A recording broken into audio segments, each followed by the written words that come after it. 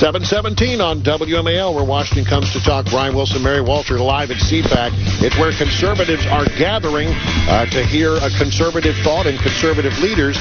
And one of the people that is going to be presenting a panel here on foreign policy strategy for this administration is Dr. Zuhdi Jasser, the president of the American Islamic Forum for Democracy. And we appreciate you joining us here this morning here on Radio Row at CPAC. Good morning. It's great to be with you here in person. And it's nice not to be on the phone. That's right.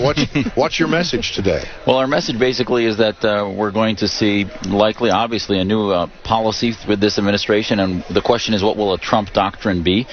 We are facing a global jihad. You have to have a simplified lens to look at counter-radicalization and protection of our homeland. And obviously, we're already seeing General Mattis changing the strategy in Iraq, putting troops down, doing operations in Mosul. So the question is, how do we approach ISIS? How do we approach Syria? How do we approach domestic homeland security, vetting of refugees? The president has talked about a commission on radical Islam. Many of us are ready and willing and have been waiting for 8 years to have a president that's willing to address the disease within, a faith that I love of Islam, but a faith that is in that time in history, and this is what we're going to talk about on our panel today, that time in history that we need to do what's very American, which is embrace the anti-theocrats, those who share our values, but not bring everybody in that doesn't share our values. What do you want to see from Donald Trump? What do you think he can possibly do? And maybe only on an American stage, but can he do anything on a global stage? Well, I think what we can do on a global stage is right now the center of access of global security has been countering violent extremism. Nobody knows what that is.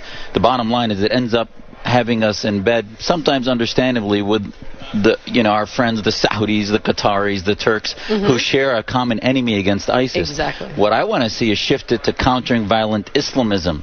Those countries may not like that because political Islam is their identity in those states. Yes. But they are not only the firefighters with us, they are the arsonists. So I'd like to see President Trump lead a Trump doctrine that looks at not only being against extremism, but being for freedom and liberty, trying to pick up where the Arab awakening fell apart, which I believe is the only solution to a long-term national security, is to help things like the Green Revolution in Iran and those who share our values. But I guess my question is that even possible? Because I think there are certain groups who don't want, groups of people, there's a mindset that don't want to live under freedom and democracy. They want to live according to Islam and a radical interpretation thereof. Well, I can tell you with family in Aleppo that are dodging bombs from the Assadists, the Khomeinists, and the Russians, that the majority do want to be free.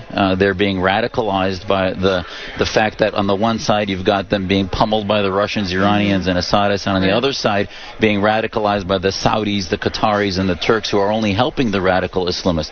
You're right. There are hundreds of millions of that 1.6 billion Muslims that believe in theocracy. But I believe, as Tunisia has shown, Egypt has shown, the majority don't want the Muslim Brotherhood or Islamists. And if we stay out of it, that vacuum will be filled by ill actors. What about the immigration order that is going to come out from the administration? We've been given some sense that it's going to be something that perhaps will pass muster in the Ninth Circuit Court of Appeals. Do you support the president's plan to limit the number of people who come in until they can come up with a way to more properly vet them? I do. I support the pause, not an indefinite pause, but a pause, because we haven't been vetting them. I think there's nothing more pro-refugee than to say, you know what, we want those coming in not to become sort of the bad actors who give refugees a bad name. My family were refugees in the late 60s from the Ba'ath regime in Syria. So there's nothing more that I think gives us truly what we stand for, is accepting those into our country that want to be American, that want to be free. If we let those that are Islamists in or jihadists, which we haven't been vetting for to this point, it's going to ruin the refugee program. More specifically, how do you vet for that, given that these people show up sometimes with not a lot of documentation? That's our Muslim Reform Movement, is a movement that is a diverse movement of Muslim leadership in Europe, Canada, and the U.S. We have a 2-page declaration that says we as Western Muslims reject the caliphate, reject violent jihad. We believe in the equality of men and women. Just like in the Cold War, we vetted against communist ideologues, we should be able to, as an American, very American American sense, vet against theocrats. Well, Dr. Zuhdi Jasser, he's the president of the American Islamic Forum for Democracy. It's always a pleasure to have you on the program. It's good to have you here in person. Yes, sir. At CPAC. Anytime. Enjoy the day. Thank you very much. Thank you.